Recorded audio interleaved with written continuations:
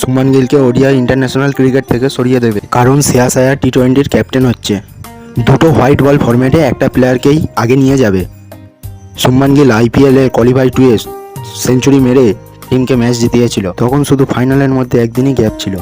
পরের দিন টিমকে আহমেদাবাদ পৌঁছানোর কথা ছিল। চণ্ডীগড়ে স্টর্ম এসেছিল, তোমরা শুনেছ হয়তো। আর বাসও খারাপ হয়ে গিয়েছিল। শুভমান গিল বাস দিয়ে নেমে টিমের সঙ্গে দাঁড়িয়েছিল। টিম আহমেদাবাদে পৌঁছেছে আগের দিন রাত্রে 11টা-12টার সময়। মাঝখানে শুধু একদিনেরই গ্যাপ ছিল। ওই দিন রাত্রে ফাইনাল খেলার কথা এবং ফাইনাল ম্যাচ হেরে গিয়েছিল। এত কিছু হওয়ার পরও শুভমান গিল তার পরের দিন নিউ চণ্ডীগড়ে ইন্ডিয়ার টেস্ট টিমের সঙ্গে জয়েন করে। কেননা শুভমান গিল হচ্ছে ক্যাপ্টেন। শুভমান গিলকে তো কমপ্লেন করতে দেখা যায় না। শ্রেয়াস আয়ার এই কথাতেই কমপ্লেন করেছিল না, ভাই আমি আইপিএল জিতেছি, তুমি আমার কোনো ক্রেডিট দাওনি। এইটা শ্রেয়াস আয়ারের জন্য কোনো খারাপ কথা না। শুভমান গিলের টি-20 ইন্টারন্যাশনালে রান আসেনি, তাই টি-20 ইন্টারন্যাশনাল থেকে শুভমান গিলকে বাইরে বের করে দিয়েছিল।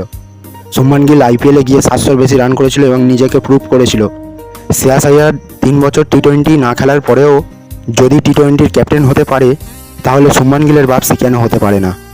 শুভমান গিলের বাপসি যদি নাও হয়, শুভমান গিলের ওডিআই 55-র অ্যাভারেজ, একটা সেঞ্চুরি, 8টা ডবল সেঞ্চুরি আছে। শুভমান গিলের ওখানে হাত লাগানো মানে শুধু ইন্ডিয়ান ক্রিকেটেরই লস। আপনাদের থটস কমেন্টে বলবেন, আর এরকম নতুন নতুন ভিডিও পেতে আমাদের চ্যানেলটাকে সাবস্ক্রাইব এবং ফলো করে যাবেন।